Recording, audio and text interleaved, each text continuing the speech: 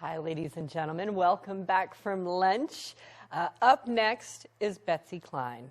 She is one of the founders here of Sedona Wolf Week and, of course, Plan B to Save Wolves.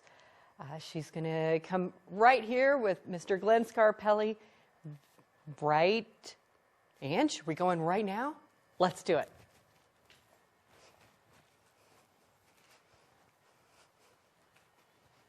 Hi, I'm Glenn Scarpelli, and I am so excited to have the honor of interviewing the next person and bringing her to be such a beautiful voice here at Wolf Week. So let me just share with you a little transparency. I married Betsy. No, wait a minute. Let me say that again. I didn't marry Betsy. I officiated the wedding between Betsy and Timon a couple years ago now. And it was so wonderful, and it was such an honor, and it's an honor to interview her today. So ladies and gentlemen, I'd like to welcome to the stage here at Wolf Week 2020, co-founder of Wolf Week and co-founder of Plan B, Betsy Klein. Aww. Hey, Bets. Yay. Yay. You know, and I've said this to you many, many times, and I'll say this again. You are an inspiration and a hero for me. The work that you do, seriously, the work that you do is so unbelievable. The work that all of you do is so unbelievable. I have so much honor and respect for what you do, and I'm just so happy to have this conversation with you today. You're not supposed to make me cry in the very beginning of these things. Yes, I am. Yes, I am. I have to say, I'm so thrilled that you said yes to interview me. And our wedding ceremony was hands down probably the most fun, funniest ever, because you sang a song, which was really kind of naughty. So it was good. But before we get started and start talking about Plan B and things, I'd like to actually also mention to the audience that Glenn Scarpelli, for those of you who don't know, is an actor, and he was on the show One Day at a Time that my mom and I would watch religiously. And when I first moved to Sedona and realized that was him that I saw at an event, I gushed like an idiot. And then you got to meet my mom last year, so it was like your little groupie was like a dream come true. So. That's so fun. Thank you for saying that. That's so fun. And I've just loved and adored our friendship, me, you, Timon, Jerry. It's meant a lot to both Jerry and I to have you guys as our friends. So moving on, let's talk about Plan B. Catch us up. For those that don't know, tell us all about Plan B. Well, so at the beginning of 2020, when things were very different, we came up with a rebrand of who we are, because we started doing a lot of different things, very different than when we thought we were going to be when we first started this organization. So we came up with Plan B Cares, CARES. The C stands for community, and we do a lot of events, speaking engagements. We've been asked by a lot of groups here in Sedona to come and talk about wolves. But we also had put together our Call the Wild mural, which we were traveling to different communities with. It was an actual live event. And we had these amazing murals that people would paint on, mostly children, painting their support for wolves, wildlife, public lands. And we were all set to take it on the road, starting with the state capitol here in Phoenix, and then COVID-19 hit. So our mural project, we are figuring out a way to pivot that. How could it be virtual? How can it be something that we can still get the word out there, especially now with the most recent news about the wolves being delisted. And then advocacy is something we were feel very strongly about, and we have worked with various organizations, because it really does take a village. One organization isn't going to get it done. We all got to work together. We work together with several here. So last Wolf Week, we were in the process of getting killing contests banned here in Arizona, and we were successful. And granted, that's a long time ago now, and everyone probably already knows that. But now our advocacy efforts are focusing here in Arizona with the Mexican gray wolf, and then, of course, the national delisting of gray wolves in general. Rescue that's been the focus mostly of 2020 due to COVID. So a lot of wolf dogs still need medical care, still need to be transported, still need to be rescued. And because of the donors we have believing in our mission and our passion, we've been able to still continue to fund those efforts. And you can go on our website and you'll see right there all the wolf dogs, because we feature a little profile of them. Education, that's what Wolf Week's all about. When the four of us came together, Apex and Plan B, first priority, education, education, education, because that's how we empower people and that's how we create advocates. And then the last one stands for Sanctuary, which holds a little special place on Timon and I's heart, because there's a lovely gentleman down in Tonopah here in Arizona who took in 52 of those rescued wolf dogs from the High Desert Wolf Rescue that happened, 2 years ago now. So when he calls, we answer the need to the best of our ability. So CARES, that's what it stands for. That's where we're at.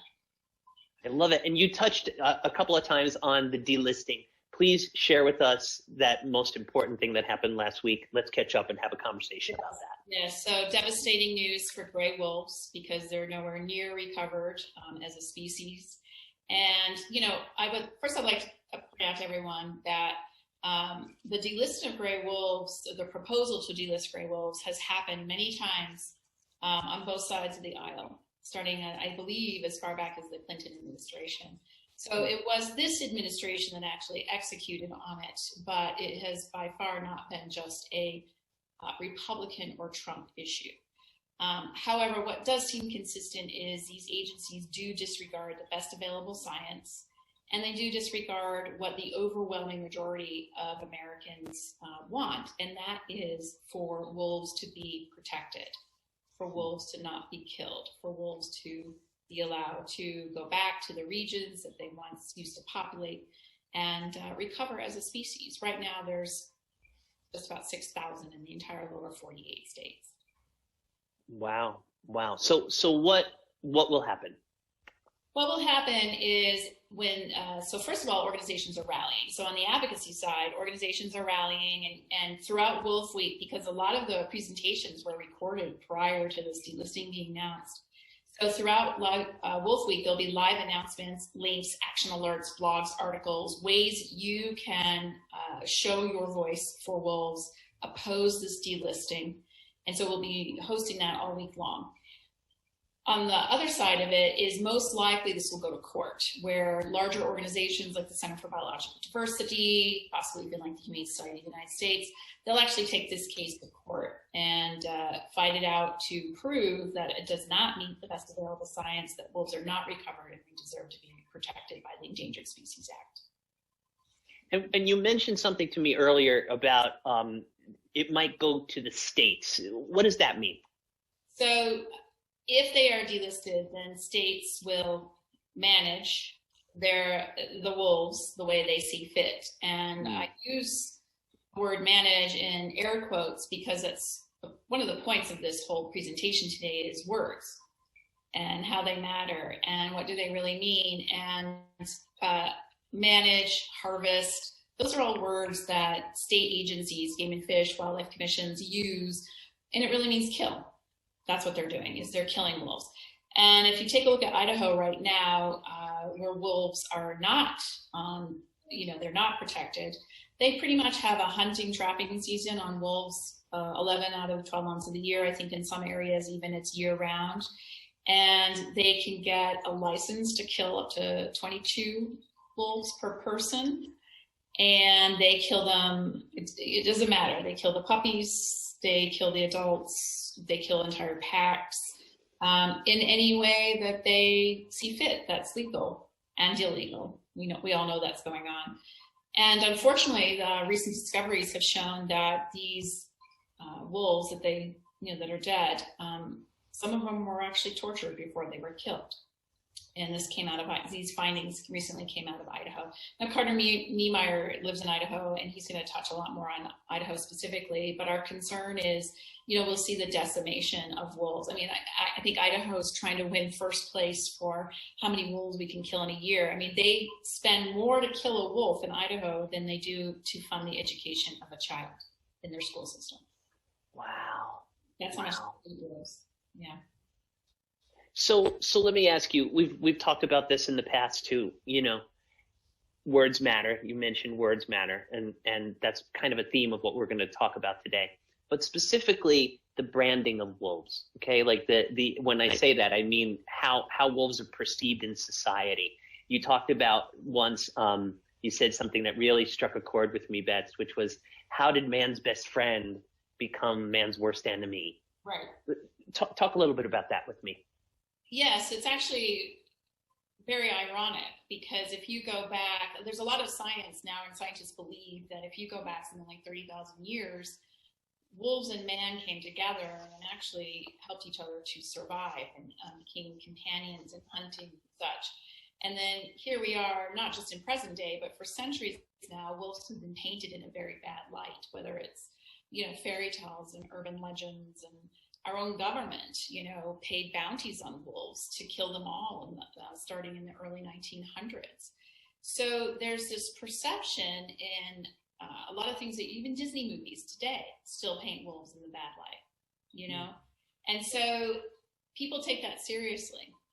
They really do. When we actually first started Wolf Week here, someone contacted the mayor and said, how can you allow this organization, this event to happen when wolves are ripping children up from bus stops, which is 100% not true. Not true at all. It has never happened in the history of, wolves, and certainly not here in Arizona. So they face, this is where words matter, right? Because we have a lot going on in the world, and a very popular thing to do among the media is when you have a mass shooter who goes into a school or into a nightclub like the one in Florida, and they will say that shooter acted as a lone wolf, right? Automatically associating a lone wolf with obviously someone very disturbed who felt the need to go in and use a gun to kill a whole bunch of people, and eventually maybe himself or not, depending upon the circumstances. When a lone wolf is not, that's not its intention at all. It leaves the pack to create its own family, right? To seek connection, not to go and murder.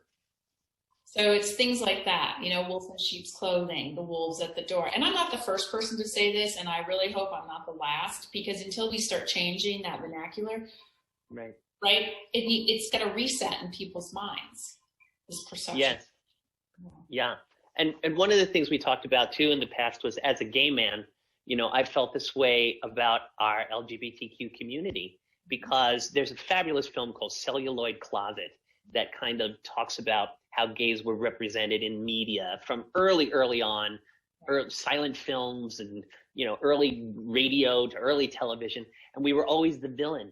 We were always the person that was not liked in the storyline. And there was a sense of programming society.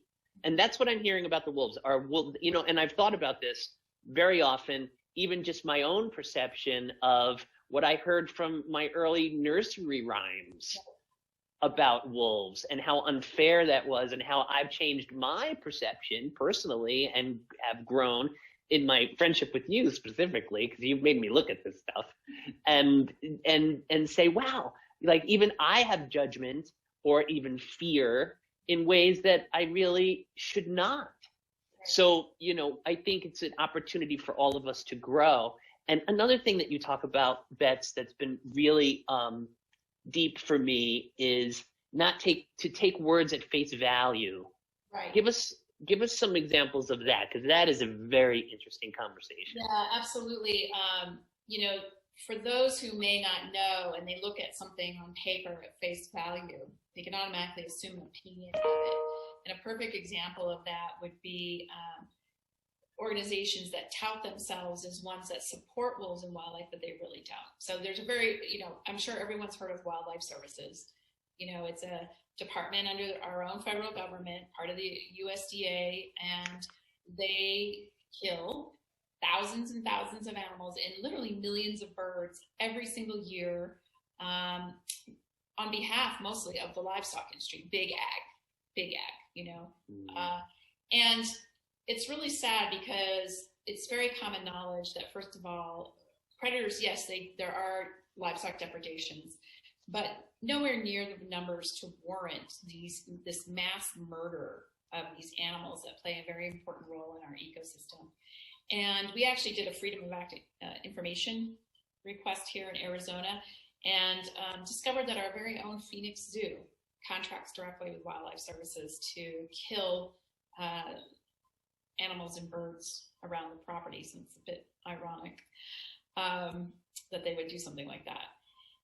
And there's other organizations as well. In fact, right here in Arizona, you've seen those license plates, Arizona Conserving Wildlife. In fact, I want to make sure I get the exact name. Yes. The Arizona Conserving Wildlife license plate, right? So you're buying a vanity plate that's contributing to conserving wildlife. But remember, conserving wildlife is another one of those manage, harvest, or it can be, right? Mm-hmm. And that money for those license plates goes into a fund here that supports various organizations. And some of them are very on the up and up. And some of them, such as the Arizona Predator Collars, which advocate for the killing of wolves here in Arizona to protect livestock, as well as the Arizona division of the Safari Club International, which are trophy hunters. So you, Glenn, think you're buying a license plate. I'm contributing to a fund that actually is helping wildlife, when you're contributing a fund that goes to funds that go to organizations that so clearly are not in line with your values. And there's a whole list of these that we've been putting together that I'm actually going to share in the comments of the presentation throughout Wolf Week, because I think it's really important for people to understand, you have to have discernment, and you have to take things at face value. Don't take things at face value, excuse me. Right. Really pay attention and do your homework. You have to pay attention. There's so much discernment in life these days that it's a bit overwhelming. That's why we're so appreciative of events like Wolf Week and the work that Apex and Plan B do to educate us. I mean, it really is an opportunity to be educated. And I mean, you know better, you do better, right? Absolutely. So here we are all together. I come to you humbly, saying like, I did not know any of that. Yeah. And how can you? There's so much information out there. Well, so part of the problem, isn't it? Right? Because there is so much information and there's so much going on right now in the world. Where do these things fit in, right, to get any kind of media attention or the attention span of an individual? I mean, they really have a vested interest, right? Because there's a lot of noise these days, but it's important. It's really important. When there's no wild things or wild places, eventually there's no us. That is so true. That is so true. We are truly related. We are really, truly all one. So that brings me back to Plan B. So let's talk a little bit about the ripple effect of words and how it matters in regards to Plan B. Sure. Well, the ripple effect, it's interesting. It's words. It's also actions, right? So a lot of people do a lot of talking, but it's also what are you doing, right? How are you supporting what you say is your mission? A lot of people can get hung up in the politics of things. It never ceases to amaze me how many times in rescue I will hear, well, I'm not going to work with that person, or I can't believe you're going to help them, right? Those people, that person, that woman, whatever it may be. And what's interesting about that is if you are rescuing an animal from someone, by default, you are rescuing the person who has them. There's just no way around it, right? And what that person does with their life after that obviously matters. I mean, some continue on to be not very great people and doing not very great things, and others, it completely changes their life, and now they're out helping others because somebody helped them, right? Mm-hmm. Right. So let's talk a little examples, okay? Because I love that. Talk a little examples of the ripple effect specifically. Okay.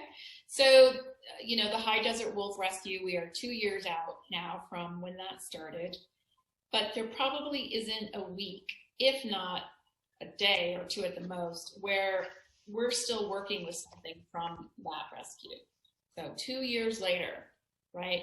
And I never thought in a million years it would still be so much a part of my life. But what has come out of that is a couple things. So when we started to help Debbie, who owned, High Desert Wolf, the location up in Latson County, she had at the time 160 plus animals, pregnant females, which is why we had close to 200 that we ended up rehoming. Her life has completely changed, right? Because imagine if you were in a situation she created. She admits that. Situation she created, but if you're spending all day long caring for or cleaning up, poop or feeding or whatever, 160 plus wolf dogs, you don't have time for anything else, right? So in essence, she was rescued via this rescue. Debbie has gone on to, now she grows food to help her neighbors because she lives in the middle of nowhere. So the nearest Walmart, I think, is an hour away, which is where they get their groceries. So she's growing fresh vegetables to help feed her neighbors. Her immediate neighbor was quickly declining into a situation of having a lot of dogs, right? And immediately stepped up. We got him neutered, we got him spayed, we worked with another rescue to get the puppies rehomed. And now that situation is stopped, right? So now Debbie was affected positively and now has in turn affected her neighbor positively. And because of that, dogs have been saved, right? Those dogs aren't going to get shot. Those dogs aren't going to have any more puppies, right? So that ripple effect is something I'm very proud of. That's wonderful. If I could just tell a quick story. Earlier this year, we got a little message on our Facebook from Debbie. And she had donated to Plan B $200. And she said, now it's my turn. Aww. I mean, it was just really amazing. Very touching. That is amazing. Talk to me about Crystal Gordon. Okay. So Crystal and I, we talk a lot now. But I can say in the very beginning, she had a very different perception of me. Again, the words matter and who's speaking them. But we talk almost every She didn't, let me just jump in. She didn't have a favorable opinion of you, Bets. Let's just lay it on the table. She didn't have a favorable opinion of you, and things changed. I will let you take it from there. Yes. Well, actually, she sent us a little video, but which we can share with all of you. Yes. Very sweet. But in fact, why don't we start with the video? Well, you know what? Before you get to the video, if I may do one thing, I want to read you. And I'm an old fart, so I have to change my glasses from my far-sighted glasses to my near-sighted glasses, or vice versa. Because I want to read you something that she wrote before we get to the video. Okay. We asked Crystal for her initial impression of you, and here's what she had to say. I first heard of Plan B through a fundraiser posted by Apex with information about the HDW rescue, and I discovered that some of the wolf dogs were coming to a local rescue, which I'd heard about before. Later, I saw that the local rescue was posting its own fundraiser, and I chose to donate to them because I thought they needed it more and didn't really know or understand what role Plan B had in the rescue as a whole. Later, I heard Betsy mentioned by name as being a foundation, not a rescue, and, in quotes, only being in it for the money. However, even then, I knew that the person talking was a drama queen and took what they said with a grain of salt. It wasn't until I heard of her work on the killing contests that I became really impressed with Betsy and the organization. So I start with that because now I want to go to what is this being in it for the money thing? Yeah. Talk about that. Yeah, nonprofit work, yeah. So yeah, we do a lot of raising money for others. I mean, that's actually an objective of Plan B. It's part of our mission is we raise. So one thing's right about that statement that other person made to Crystal is we are not a rescue and we are not a sanctuary, but we help get wolf dogs into rescues or into sanctuaries, or we help those that do that with funds for medical, for food, for transport, sometimes even for training, because sometimes all a wolf dog needs is some training to become adoptable, right? Get them on the angel list. So that there's one correct statement in all of that. But yeah, Crystal and I have a good laugh on it, but definitely not in it for the money. Well, we know that. I just wanted to say all that out loud. I wanted to say that all out loud. Now you were talking about the video. I think I do want to get back to Crystal, and I think it's time to share Crystal's video with everyone watching. Take a look. Hi, I'm Crystal, and this is my wolf dog, Echo. And today I want to share a little bit about our story and how rescue has impacted us and how it's created this ripple effect in our lives and the lives of other wolf dogs and other wolf dog owners. I've loved wolves my whole life, but I didn't become connected to the wolf dog community until about 2 years ago when Echo was rescued. She was part of a huge rescue operation of some almost 200 wolf dogs that were all facing euthanasia and were all living in horrible conditions with no socialization. And I wanted to volunteer and help with those animals. I didn't expect to meet Echo and immediately fall in love with her and just know that we were on this path together that I could not deny and couldn't turn my back on. And she's just brought so much purpose and beauty into my life, and seeing her transform from this scared, feral, terrified, malnourished, unhealthy creature into this little treat monger that she is now. And watching her build confidence and trust and show love to myself and to my daughter, it's just been such an incredible experience that I've now started working in wolf dog rescue as well.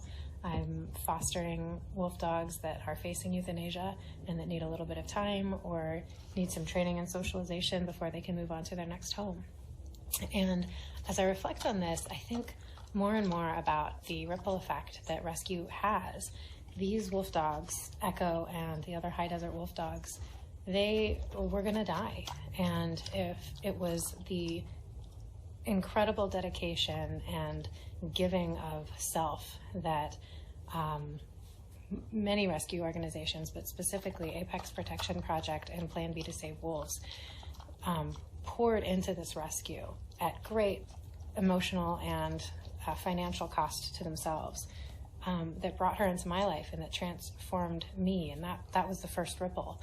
And out from there is not just me, but there were 200 of these creatures, and they're all in homes that have now been transformed in a similar way that I have, and that's the next few ripples. And everything that we do in the wolf dog community, whether it's the fostering that I do with wolf dogs on a very small scale now, or the dreams that many of us have shared with each other of having a sanctuary in the future and doing this on a broader scale, creates the next layer of ripples. And those animals whose lives were saved and who get to find their forever families and hopefully transform their lives in a similar way create even more ripples as it goes further and further out. So to me, it's just a reminder that maybe we can't do as much as we wish we could, and maybe there are days when it seems futile. It certainly feels that way to me. But that everything that we do is more than just the single act that we do. It creates that ripple effect, and it goes further and further out. And it saves the lives of animals, and it transforms the lives of humans. And that's certainly been my experience. Thanks. Wow. Transforming humans. That's pretty intense. Let me ask you, did you ever think your rescue work would be included in the transformation of humans? I never thought that it would be the transformation of humans. I just thought we'd be saving animals. But I also believe humans need to be open to transforming. And in this case, Crystal was.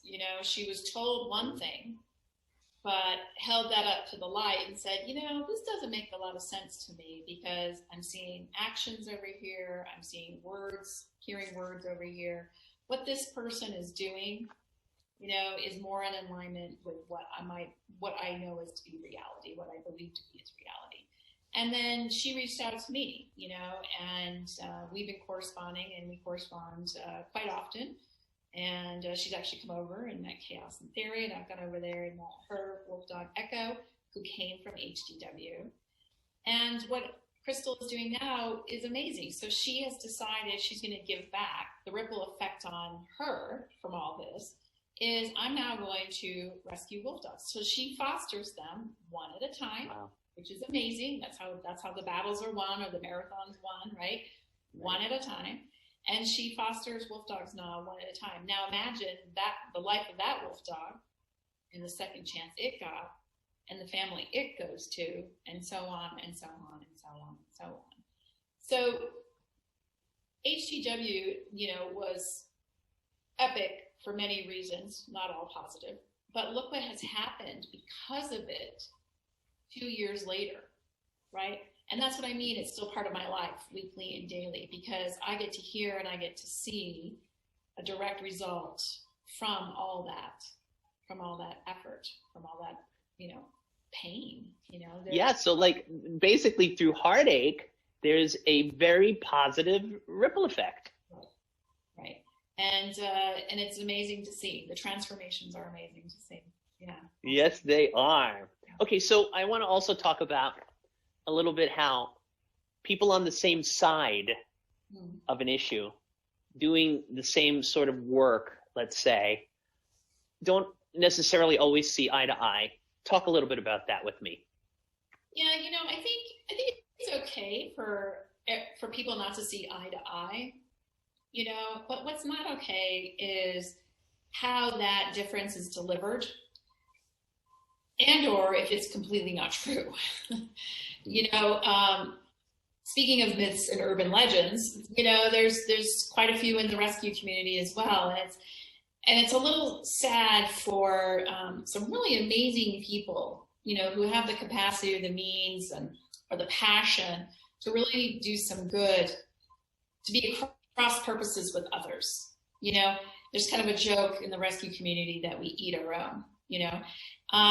There's so many really great people out there that if we could all just realize we're stronger together, and there's also some cross purposes where people in rescue don't like the fact that they're breeding wolf dogs, and personally, I don't think it's a great idea.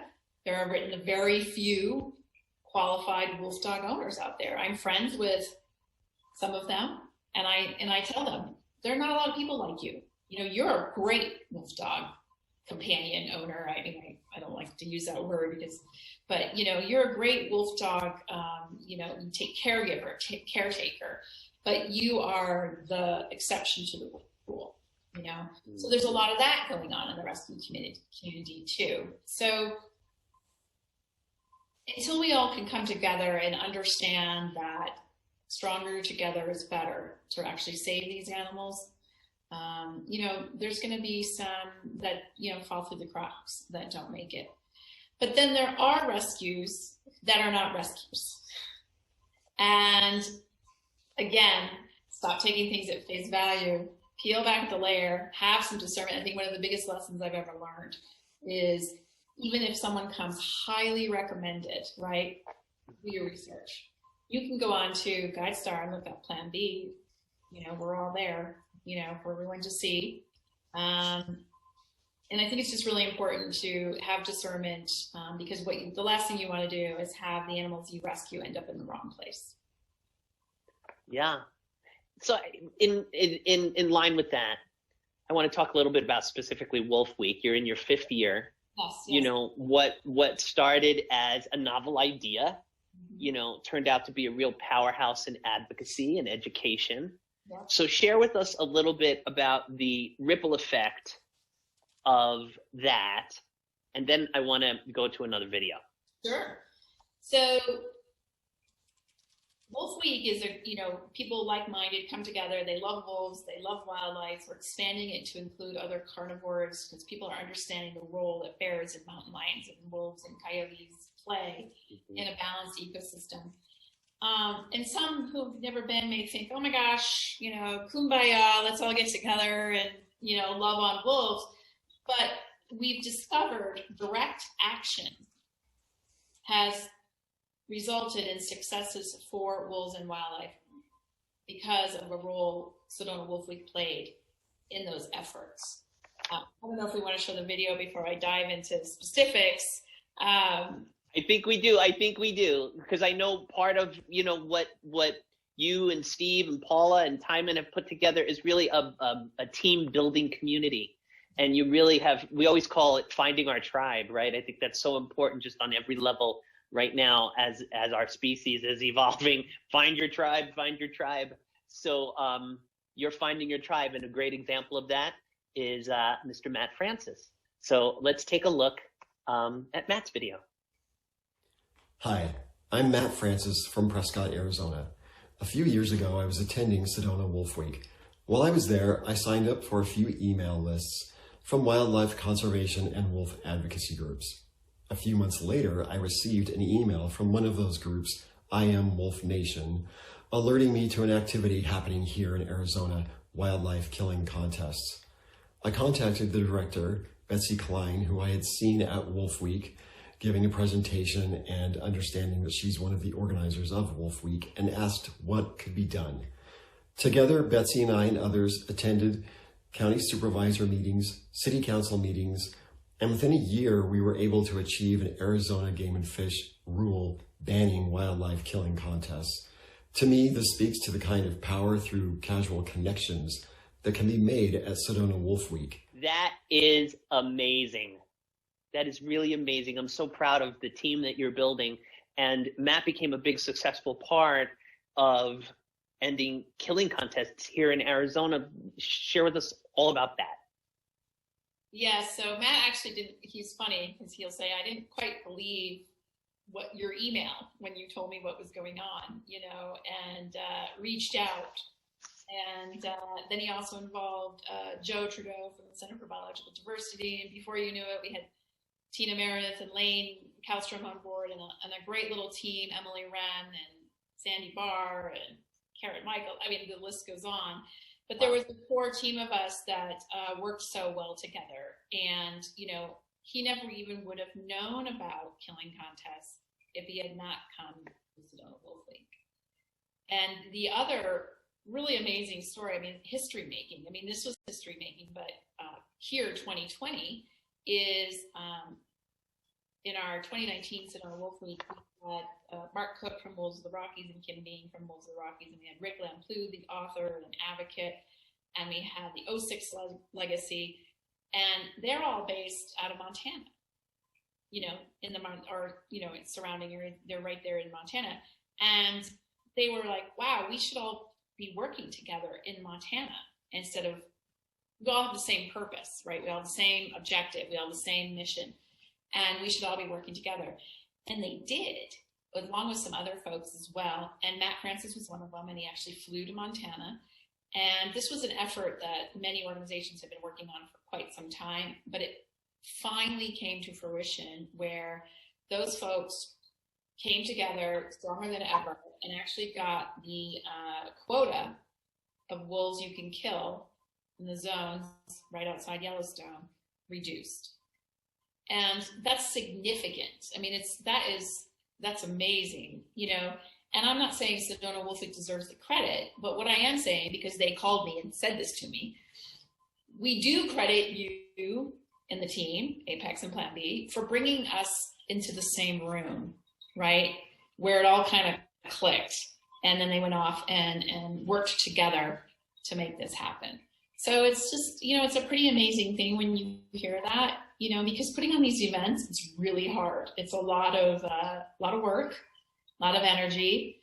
And to hear those stories, we've got our momentum now. We're making a social impact. We're making a difference. We're helping to make a difference. We're providing that space to make a difference. You certainly are. And that is a huge success for them. Historical, yes. Truly. And I'm very impressed by that and the role that you all play. I'm so proud of you. So Betsy, tell us, where do we go from here? Good question. Where do we go from here, as a collective, is we've really got to defeat this delisting of wolves. There's some who'll say that wolves will make it, but I'm a little hesitant to agree with that because I've seen what the states will do to wolves. So anything we can do to support those efforts, that should be our focus. And then plan B, I think we're going to turn inward a little bit and do some focusing efforts here in Arizona. Mexican gray wolves, about half the population is here in Arizona.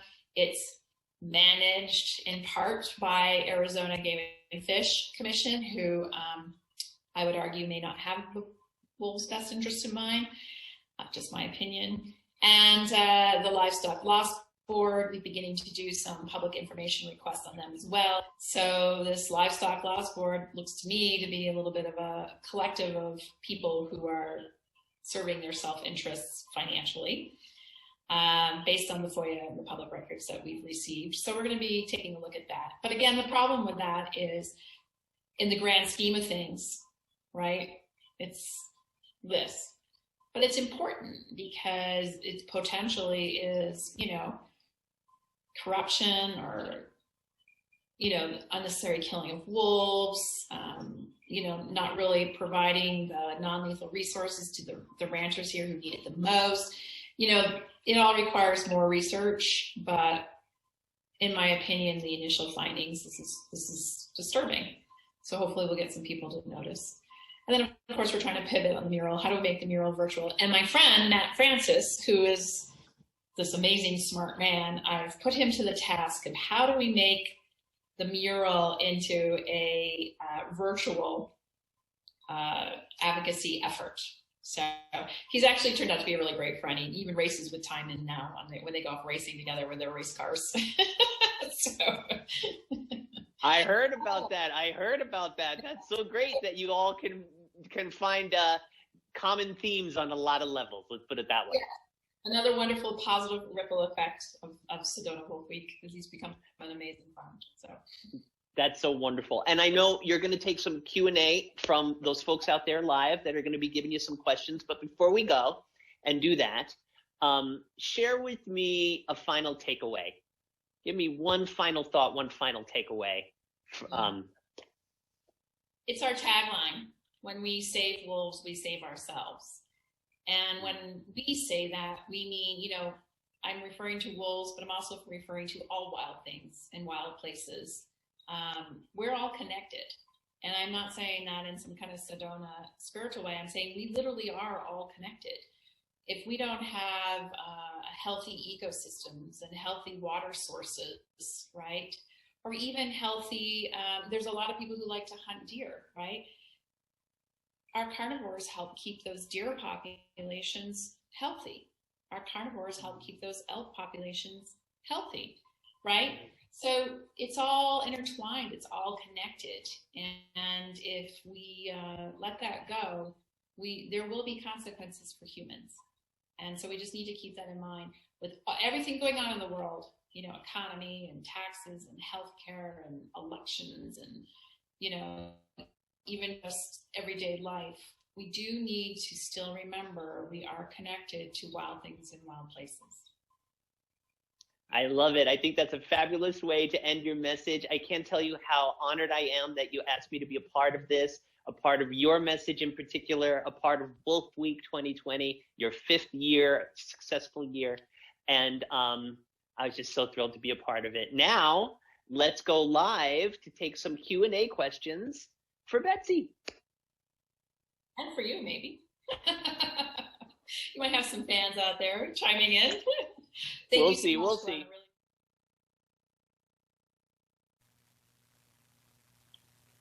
Hi, everyone. Hi, Ron. Although it says Cole, it's actually Ron who's interpreting today.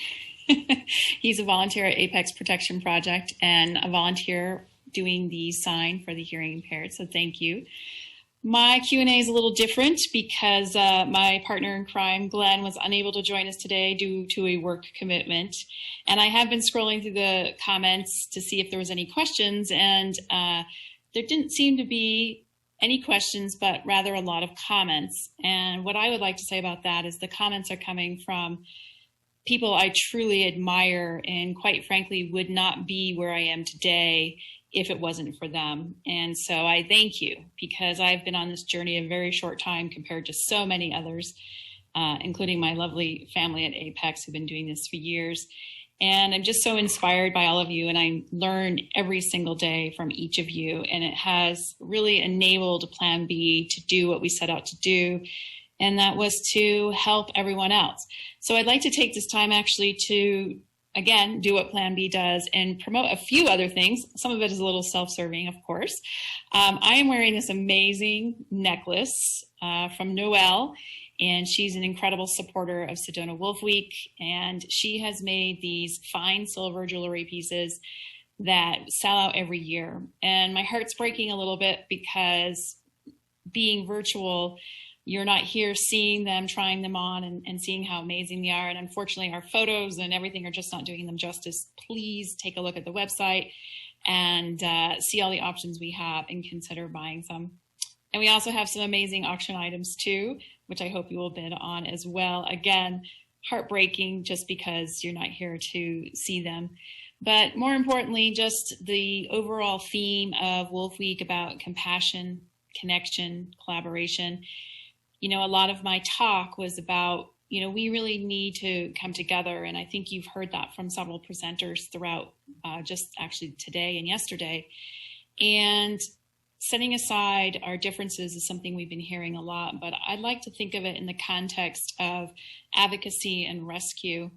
I recently was set up to do a meeting with a Republican senator here in Arizona, and it was to talk about the endangered species list. And I received a lot of pushback from other volunteers, advocates, because I was meeting with a Republican, which is during a very volatile time, still is.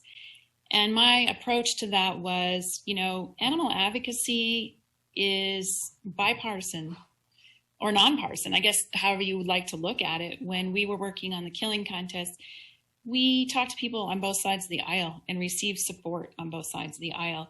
And so I think if we were to learn anything from the experiences that I shared, is that you can't automatically assume someone is something or label them or generalize, that we need to look at who can help us, who cares about our cause, who's passionate about what we do, regardless of their affiliation, whether it be political, gender, age, you know, you name it. So if anything, I would like everyone to take that away today, is definitely extend, reach out. You may be surprised to find who's actually an ally that you would never have thought of before. So with that, I'm actually going to leave you. And I hope you're enjoying Wolf Week, and I hope you're enjoying our roller coaster of a ride here. And we've got Carter Niemeyer up next, who I absolutely adore, him and Jenny, some of my most favorite people in the world. And I always love what he has to say. And so stay tuned for more, and thank you so much for being a part of our event.